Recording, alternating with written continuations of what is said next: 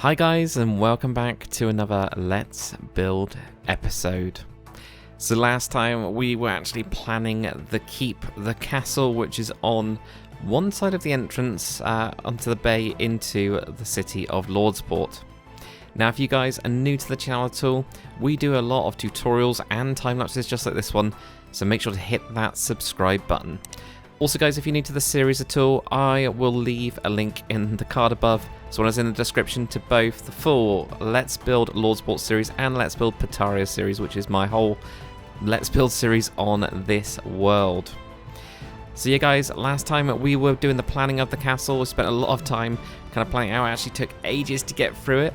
But what we ended up going with is kind of like Barbican, lots of circular towers, and also a really kind of Norman, very square but on an angled keep. So I decided to, why not, make it a bit difficult for myself.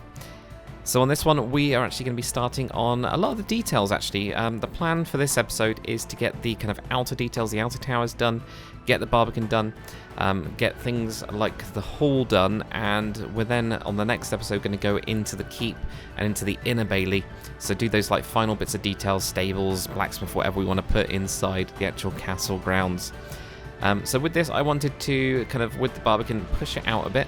This is going to be where we're going to have most of the guards being kind of like posted. So these two buildings are going to kind of act as the kind of city watch, the town watch. I don't know what we want to call them, if we want to have a special name. If you guys have got ideas, whack them in the comments section. It'd be really cool to kind of add what you guys think they should be in the actual lore for the whole of Lordsport. It'd be really cool. But going with the dark Prismarine, I did this on the previous castle. This was actually in 1.16, so it was before I had all the copper blocks. But with the kind of like Prismarine that's been used on the church, when I upgraded the server and I had a look at it, I was just thinking, actually no, it needs to be something different, it needs to stand out, and it needs to be different than the church. I do use a little bit of the copper though, and it's an awesome material. I actually really like it, and you'll see that later in this episode. But yeah, I wanted to make these two kind of buildings slightly different. They're actually slightly different widths as well, so one of them is narrower than the other one. But we've got these two areas where they're being pushed out quite a bit. One of the sides has got like a really quite bit built up double layer, and the other one's got a single layer from that. Getting onto the wall, with the walls, I wanted one layer of them to be able to be walked, you know, kind of walk through them, so you can actually transport troops undetected. So that was my idea behind this. You know, you can move lots of troops undetected to different parts of the castle, so you can't actually tell how many people are defending the castle. And then getting onto the towers. So all of the towers, I'm actually pushing out by one block right on the last layer, so that they've got this kind of overhang. It gives them a really nice, distinctive look. And one of the reasons that I've actually done this is so that they stand out from the different towers that we've got for the kind of like city walls. So the city wall towers are really large. They're really basic as well, so this castle needed to pop in some way. Now, what I had actually done here is destroyed a house. So when I was looking at it, I was thinking, there is no way a house would be here. This would be knocked down. It's actually quite a big risk. You could end up, you know, from the house itself, put in some ladders and actually get onto the castle walls. So I decided, right, it's got to be gone. It's got to be done. Get rid of it, and then actually start digging into the side here. So I decided to, you know, really cut it down, so it's going to be this kind of area where all the water will come down. It'll be kind of like quite muddy. They won't let anything really be built up on this side of it at all, so you know, really kind of difficult to walk through, and also they get a really good view of the actual streets, the kind of approach to the castle, which of course is really important. Then on this side that's actually jutting out, this is actually to protect, again, part of the bay, but behind it, so if you did get in, they've got this extra area and they actually get a really good kind of reach from there. And we're actually building the big tower, so I wanted like a really big tower, you know, donjon, the whole kind of like dungeon tower, the kind of things that you think of with like fantasy castles. Large tower, you know, the whole kind of princess in the top of the tower. That's what I was kind of going for with this one. And actually I'd upgraded the server, so I ended up getting the kind of darker stone that we've got now, so I started to incorporate that in the design of this one, and it actually makes it pop quite a lot.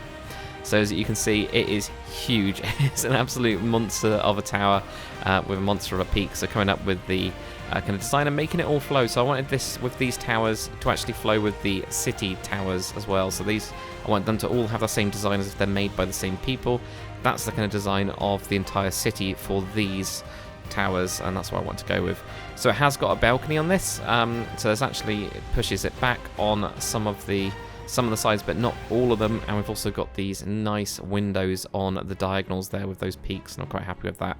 And then the rest of it is the whole defensive part of it, where we've got those arrow slits.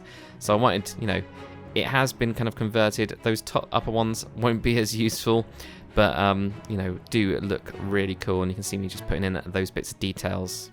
And then getting onto the main hall, so this is something that got added later down the line. So they did just have a normal wall here, but you know, whoever the king was at the time, or the lord at the time, wanted to have a hall external that wasn't inside the keep. He didn't want the peasants in his keep anymore.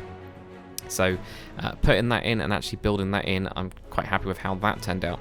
And then also, you know, just happened that there was this nice little area, and I was thinking, I've got to have an underwater entrance to the castle. I don't know how often these would happen, but I was just thinking, it's got to happen. Let's do it. Let's put this in. And because it's like quite hidden, you know, you can think about getting all the food supplies and things like that. If the actual castle itself is completely besieged and they don't want to open up the main gates to get supplies in, they can do it that way. And then onto this kind of area that's jutting out. So because we've got cannons in this world, although yes, I know, kind of castles were kind of obsoleted after cannon really came in, because you could just blast for anything. But because we've got the kind of Age of Sail kind of ships, 6th rates and 5th rates and all of that, I wanted to put some cannon on the sides. So here is the finished build, guys. I've spent a lot of time in the background getting all the details done. I did all the towers so that you guys didn't have to sit through the kind of design process of those. So all the towers are done. It probably took me an extra, I think it was about an extra 9 hours work. It's just craziness. But anyway, the actual name of this castle, that's what I asked you guys last episode for, and there was awesome suggestions as always, lots of them with loads of really good lore ideas. I'm actually going to steal some of those lore ideas for the other castles, especially those named ones of the families and things like that. The one that I went with is going to be quite typical, but it is Eastguard Garrison, or Eastguard Castle, Eastguard Keep. Because of it being Eastpoint and it being very eastern, it makes a lot of sense that this one kind of fits, and that is by Jared Watson. So thank you very much, guys, for all your suggestions. Hopefully you've enjoyed this episode. If you have, make sure to comment, like, and subscribe. And as always, guys, I'll see you on the next one.